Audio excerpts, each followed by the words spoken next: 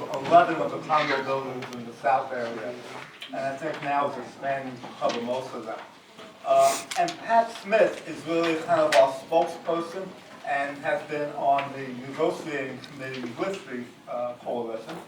And he's engaged with conversations again with the authority, and so it would be a good idea to introduce him and have him say hello and answer any questions. So Patrick, thank you. Thank you, and thank you members of the BatteryPark City Committee, and always bring paper, right? The Homeowners Coalition was formed before I got here.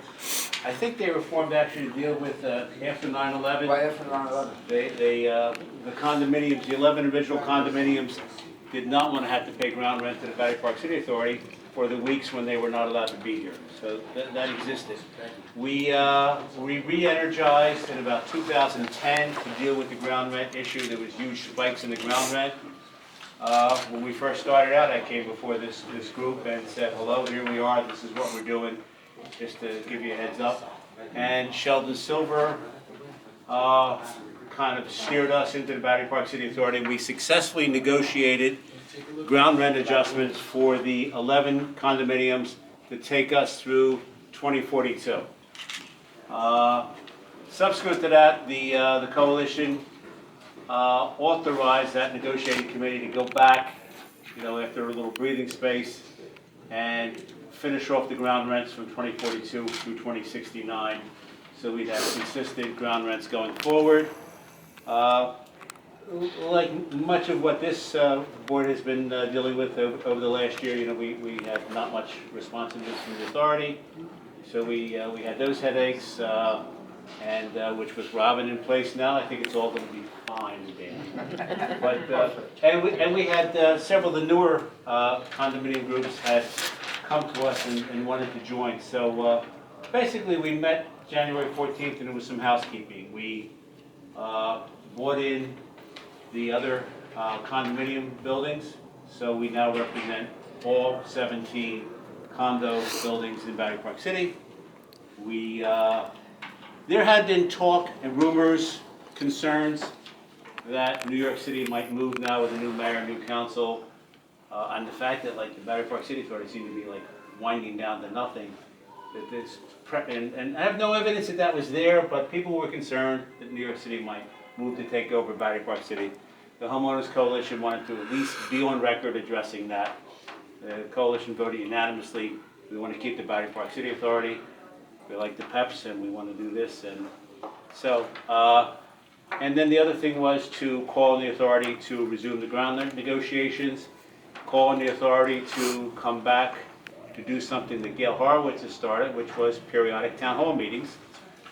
And the other thing was to ask the authority to sit down and work with us on the problem of, there are many people in arrears in BatteryPark City. They don't pay their condominium fees, which means everybody else has to make up that difference.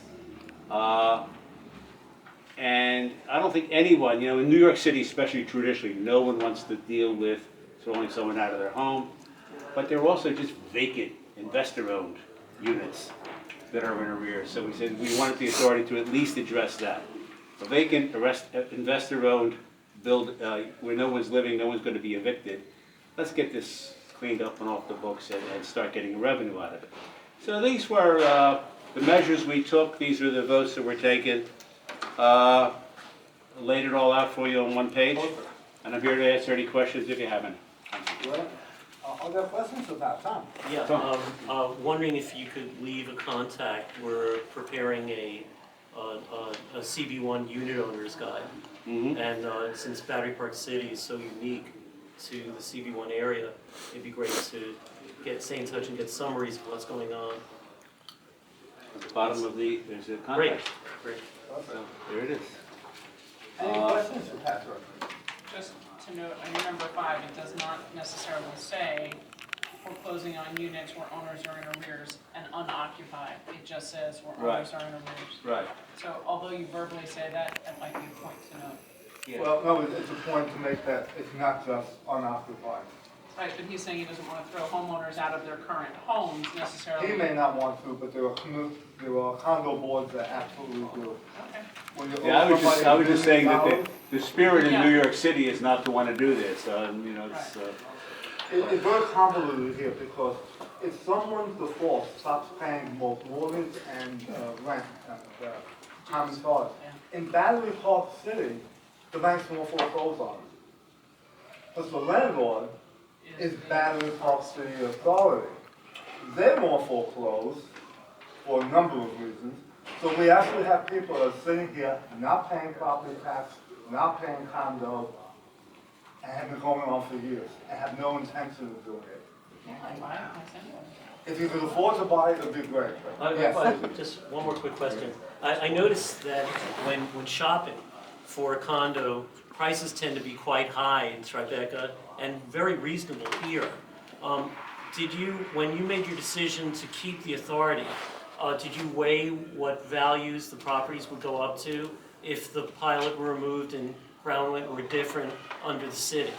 I mean, did you see an increase or decrease in valuation if the authority were to be gone in general? I ask you, as a reasonable person, do you really believe if we were at the mercy of the New York City Council and the mayor, that they would reduce our pilot? That's our real estate tax.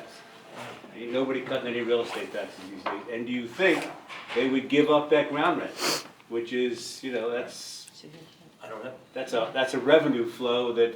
It was just the question, I was wondering why areas near us are priced higher than similar in Battery Park City. It is simple economics. So we got. Right? When you look at your total monthly cash flow, that determines what the value is. Yeah. And here, a homeowner will pay more for ground rent, civic fees, and pilot Right. for the same square footage they would pay in Tribeca. Right, Yeah. that's what I was trying to Right. bring up too. Yeah. But Pat's correct. If the authority wasn't here, we had no belief that somebody would That cut. things would change. Who's going to cut our ground rent?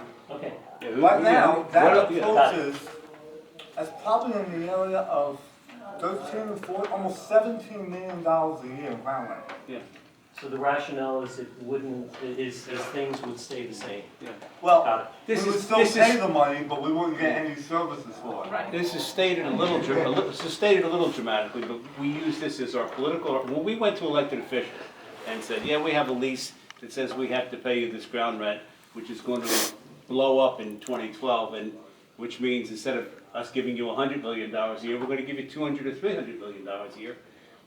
Why should you give that back to us? And the case was, and it's factual, but it's dramatic, is the people who chose to live here came in saying, I will pay more to live in this beautiful place.